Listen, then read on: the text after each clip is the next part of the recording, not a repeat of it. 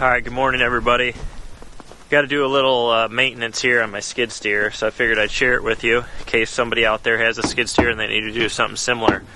I've owned this skid steer since 2012. It's a Bobcat S250, and I've always had a place to store it inside where it's warm, so starting it in the winter has never been an issue. And although I've been able to get it started, it's starting really hard, and that's really hard on a diesel machine. So I have bought a block heater for it, and I'm going to install that today. So I'm going to go ahead and share that with you in case there's somebody out there that's searching how to do it. I'm just going to do a video on how to install it. It should be pretty quick and simple. With that being said, you never know what can happen, so let's get started. Alright, so I got my block heater from allskidsteers.com, I've gotten quite a few parts from them. It's a pretty good place to find parts if you need them for your skid steer. And basically, my install should be fairly easy. There's, like on my motor, there's 4 freeze plugs, which access basically the chamber where the coolant is held. And in one of those freeze plugs, they actually threaded a plug in. And so I should just have to unscrew that plug. I'll lose some antifreeze and then put my adapter in and then screw my heater in, and then the cord just plugs in. So I'll show you what the freeze plug is, and if you don't have a threaded plug, I'll try to explain to you what you have to do. So let's go ahead and go over there and see if we can't get this plug out. So here's the back of my skid steer, and if you come down here right above, this is a 2008 S250, so right above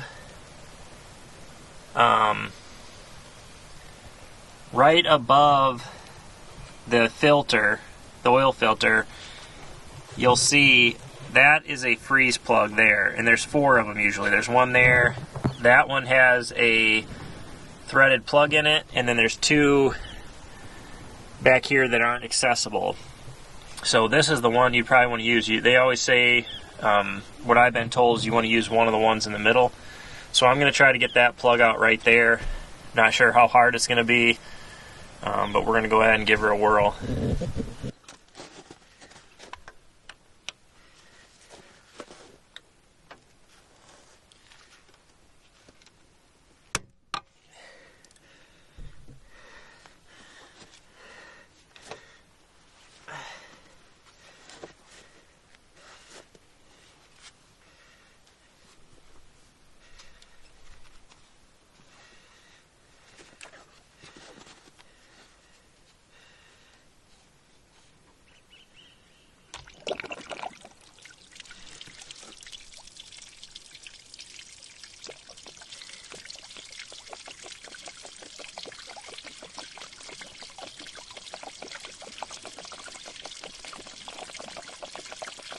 Alright, so you want to put a bucket down to catch as much of the fluid as you can. Looks like I got it drained out. Looks like I lost maybe a couple gallons, which I have a couple of gallons of new stuff that I'm going to put in. If I need more, I guess I'll have to go get some. But the next step here is to take this plug right here, it's an adapter plug, and screw that in, and I'm going to put some pipe dope on it. So as you can see, this is a fairly easy process up to this point, if you have this plug already in your machine. I'm not sure what year they started putting the those plugs in the freeze plug location. If you were asking me, I think they should just put block heaters on all their machines regardless, which I don't know why they don't, but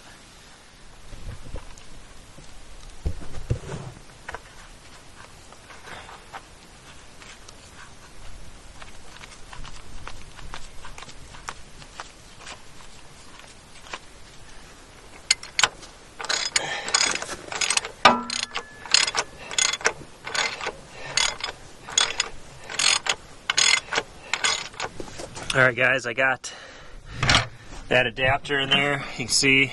And if you don't have a torque wrench, they give you the torque specifications in the directions. Just put it in there good and snug. You don't have to like overly crank on it. You don't want to strip those out or damage anything. So now that that's in there, I can get the actual heater. So you can see I got pipe dope on this now, and that'll just thread right inside that adapter.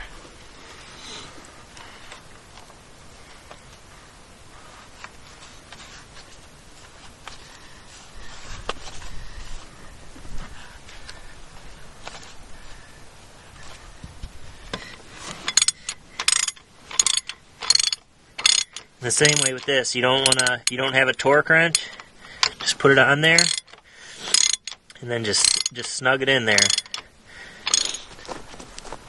Alright, now that we got the plug in there, first step was to drain to get the plug out. If you don't have a plug, you're going to have to move one of these freeze plugs, which that can be a little tricky sometimes, but you really just need a pretty heavy-duty screwdriver and a hammer, and then you start just tapping on this, and you can eventually work it out. And then you're just going to need to, if you do have to go through a freeze plug, then you just want to make sure that's really nice and clean. Some really fine sandpaper to clean that up, and then there will be a sleeve, a tapered sleeve that you put in there with threads, and then you can put your actual heater in there. So it's one more step if you don't have the threaded plug, which it's nice if you do, because it makes this quick and easy, and really any of you can do it. It seems pointless to pay somebody to do this when it's a 10-minute job, really. So drain, gets that plug out, it drains out the coolant, you put your adapter plug in, put your heater in, and then here is your actual plug, and all that does is just plug in there. It's pretty simple. You just push it in.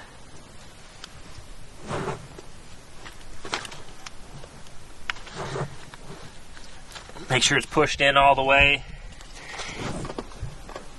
And then you want to route your cord somewhere where you can easily get to it and it's not in the way. So what I'm going to do is I'm going to take some zip ties and zip tie it up out of the way.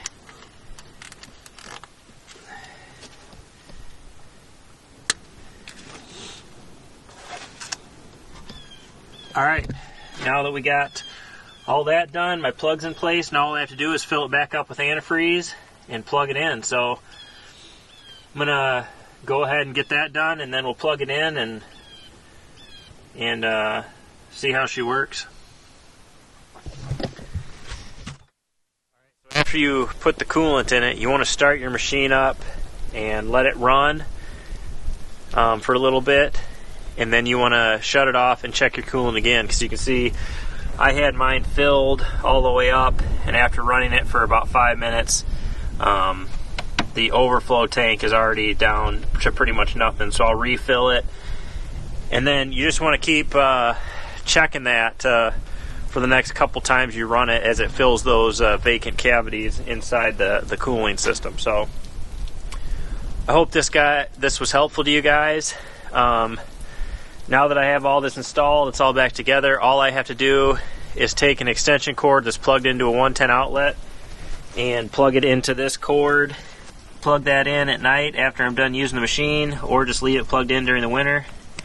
And then when I need to use it, the block of the motor, the coolant, and all that stuff will already be warm, so the machine will start a lot easier. So, alright, here's the first test for our block heater. Cold all night, windy, nasty. And if I feel that block, it is warm. The whole thing is warm. So let's see if we can fire it up here. Let me get it unplugged quick.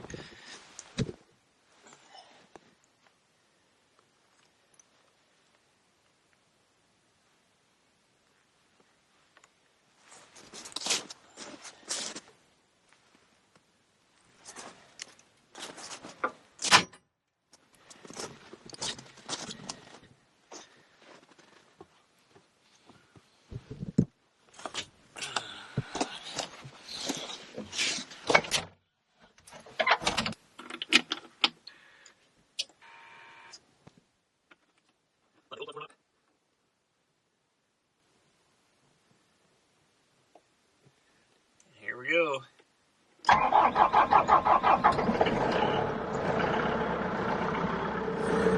Alright guys, well that's pretty exciting. So for about 55, 60 bucks and maybe 15, 20 minutes, at most an hour, if you gotta go through the freeze plug, you can have your machine start on a real cold, nasty day without much problem, and it definitely is a lot easier on your machine. So keep that in mind. Hope this video was helpful for somebody. Thanks for watching, and don't forget to hit that subscribe button.